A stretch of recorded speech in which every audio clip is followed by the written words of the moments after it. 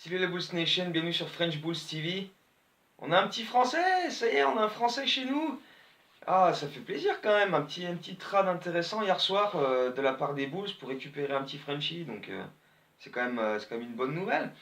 Euh, c'est un trade assez similaire avec celui qu'on a fait avec Houston pour Michael Carter-Williams, c'est-à-dire qu'il nous envoie le joueur plus des sous. Et nous, on leur envoie un tour de draft qu'on va récupérer parce qu'il est protégé top 55. Donc il y a quand même de très très très très très grandes chances qu'il nous revienne ce choix de draft. Donc voilà, c'est le pick au second tour en 2020. Donc à moins qu'il finisse entre la 56e et la 60e place, il revient de notre côté. Donc voilà, il y a quand même très très peu de risques. Mais voilà, vu qu'on est obligé d'envoyer quelque chose de l'autre côté, parce qu'on peut pas juste récupérer le joueur contre rien, tu vois, donc on envoie ça et puis voilà, on le protège à fond, comme ça on le récupère après. Donc voilà, une très bonne nouvelle. Timothée Luau Cabarro qui arrive chez nous, voilà, en espérant qu'il puisse jouer ce soir à Charlotte. Là, j'ai pas plus d'infos s'il a fait le déplacement, s'il pourra faire ses débuts ce soir. On verra bien, mais en tout cas, voilà. Troisième Frenchie de l'histoire des Bulls après Joakim Noah, après Geoffrey Lauvergne. Et d'ailleurs, lui aussi était arrivé d'OKC dans ce fameux trade qui avait tellement fait parler à l'époque, où on avait envoyé Taj Gibson et McDermott contre Cameron Payne, Geoffrey Lauvergne et Anthony Morrow. Donc c'est vrai que quand tu regardes ce trade à l'époque et celui-ci, bon, il y a quand même de l'écart. Et c'est vrai que tu vois, on est toujours à critiquer le front office, souvent à raison, hein, pour les choix qui ont été faits, mais il faut quand même reconnaître que les derniers mouvements qu'on a fait là, ces dernières semaines, c'est quand même pas trop mal, quoi. Tu vois, tu récupères Carter Williams contre plus de l'argent contre un pauvre choix de draft qu'on va récupérer. Tu vires Carter Williams, donc en gros tu récupères des sous contre un choix de draft que tu vas récupérer. Ensuite, tu fais la même chose à peu près avec Melo qui arrive, que tu coupes et tu récupères des sous contre, contre rien, parce qu'on leur a donné les droits sur un joueur serbe ou j'en sais rien qui viendra jamais en NBA de toute façon. Euh, et puis là, bah voilà, tu récupères un joueur qui a pas trop joué à OKC cette saison, mais qui a quand même un bon potentiel défensif, qui a un poste 3, qui peut aussi jouer arrière à l'occasion. Mais voilà, ça peut être quelqu'un qui, en plus, voilà, a une team option pour l'an prochain. Donc, s'il arrive à convaincre là sur les 30 matchs qui restent, et pourquoi pas lever l'option et le garder l'an prochain. Ça coûtera pas bien cher, ça coûtera 2,5 millions pour le garder l'an prochain. Donc, ma foi, ce ne sera pas un investissement monumental. Donc, pourquoi pas, à voir ce qu'il arrive à montrer, s'il arrive à s'intégrer dans la rotation, à prendre du temps de jeu, etc. Donc, ça peut être tout bénéf pour lui, ça peut être tout bénéf pour nous. Et puis voilà, du coup, à chaque fois, on a récupéré de l'argent parce qu'on aura peut-être 3 coachs à payer l'an prochain, hein. Et ouais, parce que Fred Hoiberg, il a encore 5 millions l'an prochain sur son contrat. Donc, à moins qu'il trouve preneur entre temps, mais c'est mal parti. Jim Boylan, si on le garde pas, et il y aura un autre coach qui va arriver, donc ça fera 3 coachs à payer l'an prochain. Donc, faut mettre des sous de côté, mon petit. Donc, c'est un peu aussi pour ça qu'on fait des trades. Mais voilà, c'est des trades intelligents. Et puis, on perd pas d'assets parce que voilà, les deux second tour de draft qu'on a envoyé, donc à Houston et là à OKC, on va les récupérer quoi. À 99,99% de chance, on les récupère. Il y a quand même une très très minuscule marge d'erreur sur ça quoi. Il y a quand même très très peu de chances que Houston cette année et OKC l'an prochain obtiennent ces pics quoi, parce que c'est quand même très très improbable. Donc voilà. Voilà, bonne chance donc à Timothy en espérant que tu t'imposes mon petit et puis voilà, hein, bienvenue à Chicago. Par contre, tu feras gaffe, ça s'appelle. Hein, mets les grosses vestes hein, et sors pas trop de chez toi tout de suite parce que c'est chaud quand même. Hein. Enfin, non, justement, non, pas vraiment. Bref, est-ce qu'il fera ses débuts à Charlotte ce soir? Aucune idée. J'ai pas. Là, on est samedi matin, j'ai pas vu d'infos encore, donc à suivre. Euh, sur ce match à Charlotte, on pourrait être sans Wayne Selden Jr. Et ça me fait un peu chier parce que j'adore Wayne Selden. Oh, il m'enjaille ce gars, c'est magnifique. Ce qu'il fait là depuis qu'il est arrivé, tout simplement, mais encore plus depuis qu'il est dans le 5, franchement, moi ça me plaît. J'adore ce qu'il fait. Euh, le mec joue juste, quoi. Et tu vois, il y a vraiment peu de déchets dans son jeu. Il prend les bonnes décisions, la bonne passe au bon moment, les bons drive and kick. Il est capable de shooter, il défend bien. Euh, Franchement, il fait des bonnes choses. Il est impliqué dans le collectif. Enfin, je sais pas, moi, tout ce qu'il fait, j'ai pas encore trouvé grand chose à redire en disant putain, c'est quoi ça, tu vois. Voilà, franchement, je kiffe Wayne Selden. Franchement, merci Memphis. Débarrasse de Justin, nous file 2 pics et un joueur qui fait plaisir quand même. Et franchement, merci les gars. Donc, tu vois, pour une fois, tu vois, ça aussi, c'est un trade intéressant qu'on a fait, tu vois. Et donc, quand on peut donner un petit peu de crédit aux dirigeants, voilà, faut pas s'en priver, parce que quand il faut les défoncer, on est toujours là. Mais voilà, quand ils font des trucs pas trop mal, faut le dire aussi, quoi. Donc voilà, ce trade-là, il me fait plaisir. Alors, Wayne Selden Jr., est-ce qu'il va jouer ce soir? Il est en game time decisions, parce qu'apparemment, il a des petites douleurs au genou gauche, mais ça doit pas être trop grave. Au pire, s'il manque ce soir, il sera là pour le prochain match, donc c'est rien de très très grave. Euh, donc voilà, j'espère quand même qu'il sera là. Zach LaVine, par contre, pourrait revenir. Il a manqué le dernier match contre à Miami. Et donc voilà, on va parler un petit peu de Zach LaVine parce que euh, bah, il a manqué ce match à Miami et on l'a gagné et on a été surtout beaucoup plus convaincant sur l'aspect collectif de notre jeu, tu vois, c'est-à-dire bah, un- il n'y avait pas un mec pour prendre des shoots en isolation et puis voilà donc alors attention, moi je veux pas me poser là en Zach LaVine hater et dire ah c'est un tocard, faut le trader machin.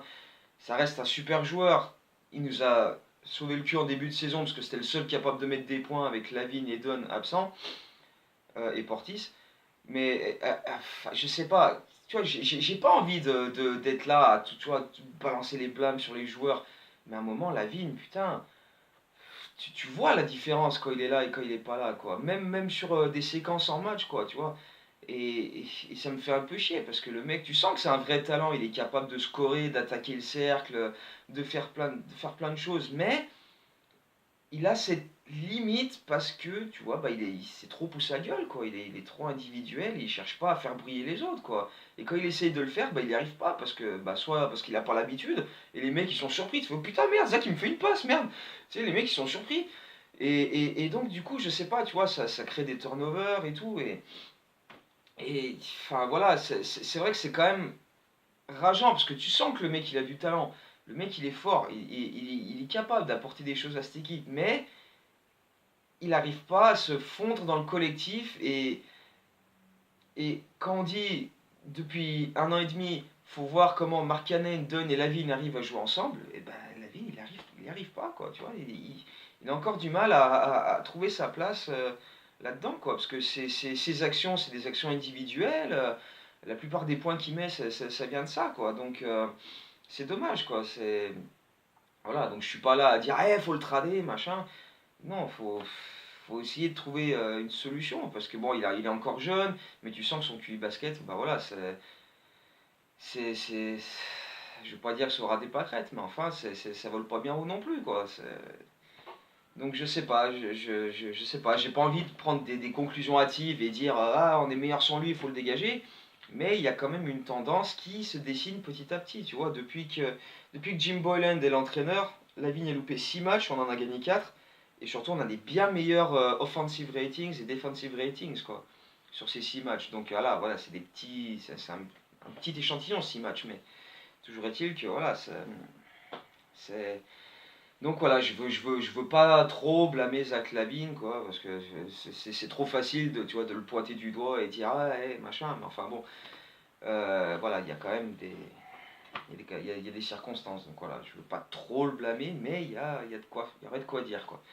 Bref, il devrait revenir ce soir, donc on va voir la différence que ça va donner au niveau collectif dans notre jeu. Euh, et il y a un autre joueur sur lequel j'ai envie de revenir un petit peu. Pareil pour la notion d'être capable de collectivement de faire tourner la baraque, bah, c'est Chris Dunn. Euh, Chris Dunn qui a été très bon à Miami, qui a fait un bon match, mais c'est peut-être son meilleur match depuis un bon moment parce que dernièrement il a quand même pas mal galéré. Il avait un match contre Indiana début janvier où il a mis 17 passes décisives, ce qui est énorme. Mais voilà, entre-temps, ça reste très brouillon, ça reste très fait un peu à l'arrache, tu vois, pas organisé, pas fluide, pas, tu vois. Alors je sais, il a été blessé la moitié de la saison jusqu'ici, c'est pas évident de trouver des automatismes, etc. Et d'ailleurs, il en avait trouvé des pas mal avec Wendell Carter quand les deux étaient capables de jouer ensemble. Mais je sais pas, j'ai l'impression qu'il y a encore une limite et on ne sent pas vraiment de vraie progression par rapport à la saison dernière, tu vois, ou alors timide. Tu vois, c'est un peu mieux dans la gestion du tempo, etc. Mais c'est pas fameux, quoi. C'est pas de quoi te faire dire, oh, Chris Dunn, c'est le meneur du futur, c'est le gars qu'on va signer sur les 5 prochaines années pour être notre meneur titulaire et il va casser la baraque, quoi. Tu vois, j'ai encore du mal à me faire à cette idée. Donc, et puis dans le même temps, je me dis, quitte à, enfin, je sais pas, notre prochain meneur, si on décide de changer, j'aimerais vraiment qu'on ait un meneur shooter, quoi. Parce que là, au fil des années, on en a quand même récolté des mecs, des meneurs de jeu pas foutus de mettre un tir à 3 points, quoi.